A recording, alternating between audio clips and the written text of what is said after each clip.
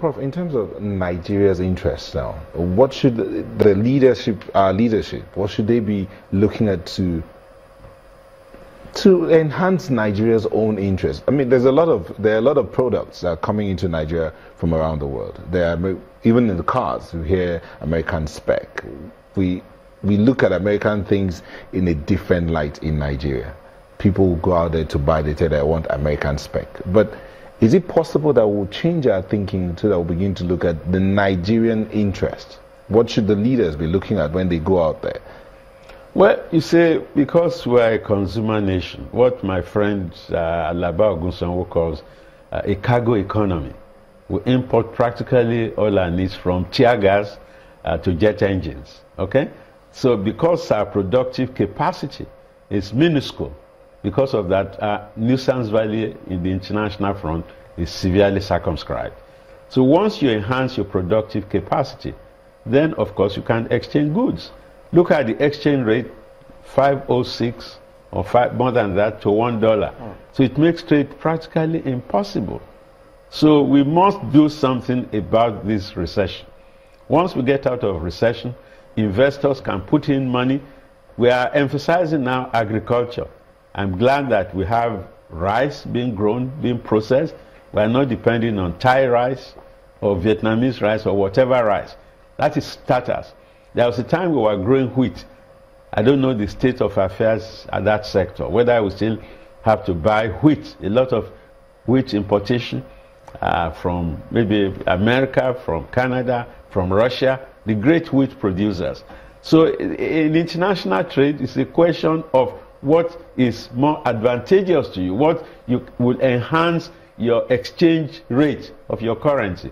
We can't, on a currency exchange rate of more than 500 naira to $1, think we can maximize our potentialities.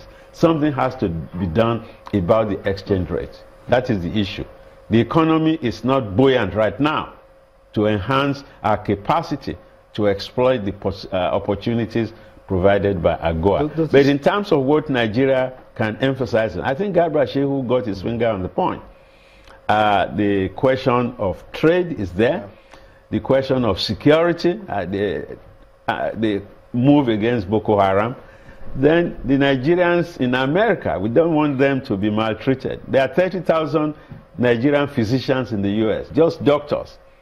There's hardly any university in the United States without Nigerian professors. Nigerians work even in NASA. So we do have manpower. Oh, definitely. It's our greatest export, so to speak. Is there a way we can enhance our human capital in that direction? No, what I'm saying is we can now no longer afford training Nigerians in American universities. Many of our students in foreign universities are now trying to come back to Nigeria because their parents can't afford the cost at that exchange rate. But those who have the green card, who are domiciled in America, we have tremendous, nuisance value in terms of what we are adding to the American economy. All we can ask for Donald Trump is not to maltreat, not to treat our Nigerians as illegal or unwanted aliens. Okay, because Nigerians in the diaspora, last year they contributed $23 billion to this economy. So it's profitable for us to have high-level manpower in America. You know the man we just appointed for the NERC. Okay. He's a professor in MIT. And he says, sorry, he was not consulted. He's a prof in MIT. You just don't snatch somebody like that without giving him real confidence. You get my point? And it's not the only professor in America. I mean, top grade. A colleague took the wife to America, Emory University, a neurosurgeon. She was referred by College of Lutz. It's a Nigerian who was a professor in Emory University in Atlanta, Georgia. When we went to Canada in May, we saw Nigerian students in the two universities we went, and some of them said they are not coming back home. I said, well, it's your choice. It's a free world, free entry, free exit. So Nigeria has exploited, or I think we're exploiting the diaspora, Nigerians in the diaspora. When we had the confab, I was on the Committee on Foreign Affairs and Diaspora Matters.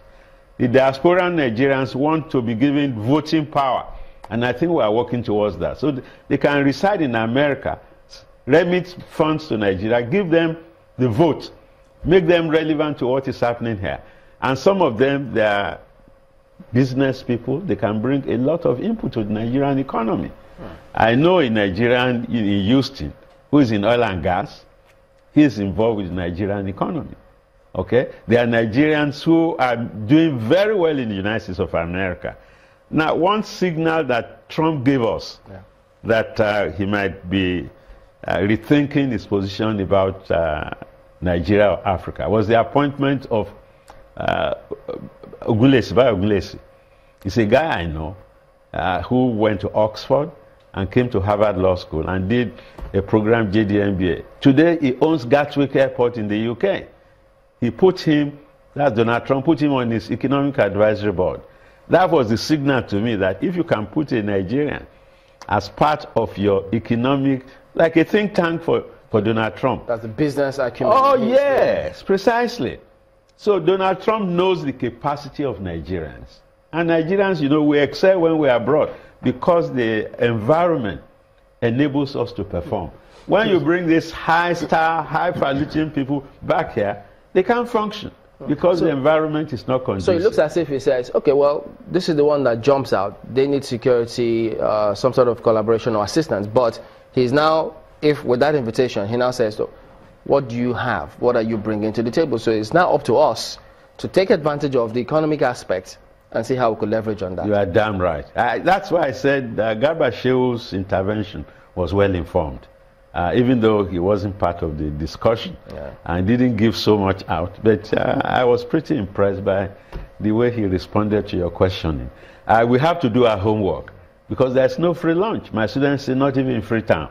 If you are going to the White House, you must have, he said, he called it, Garba Shewu called it a shopping list. It's not a shopping list. We must go there as respectable people who have something to offer. The American, we have a market. I don't know how large the market. I don't think we're up to 180 million. But let us give 100 million. It's still the largest market in Africa. Go on the Lagos streets. Practically everything is offered on the streets. So it's a market. Nigerians will purchase anything. If the Americans have something to offer. Of course, we used to buy cars. You mentioned American specs. I know Ford has been having second thoughts about exporting Ford cars to Nigeria. You know, so I drive a Ford car, so I know the problem of maintaining an American spec that you said Nigerians love. So if the Ford people are going to shut back or reduce their export to Nigeria, that is not going to be funny, okay? Because look at the cost of vehicles now, except for SUVs, used SUVs that Nigerians import, because gas guzzling and what have you. But Nigeria has to do its own work. You go with a briefcase to the White House in terms of what you want from the American economy. And the businessman president will say, what's the need for Uncle Sam?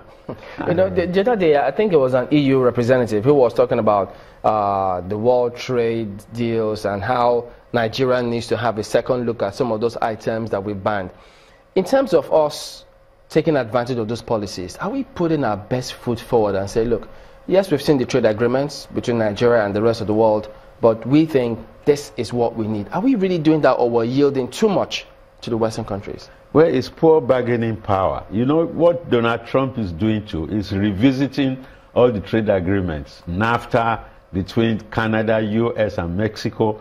Is looking at the agreements in Southeast Asia. He says, look, it's a deal maker. So what you are saying is that Nigeria must get its act together. Okay, review all these engagements and see what you can dispense, because we have to be relatively self-reliant. Okay, reduce importation, make sure we produce as much as possible what we need, and then we earn the respect of the. Look at China. I mean, China has turned the bend. Look at India.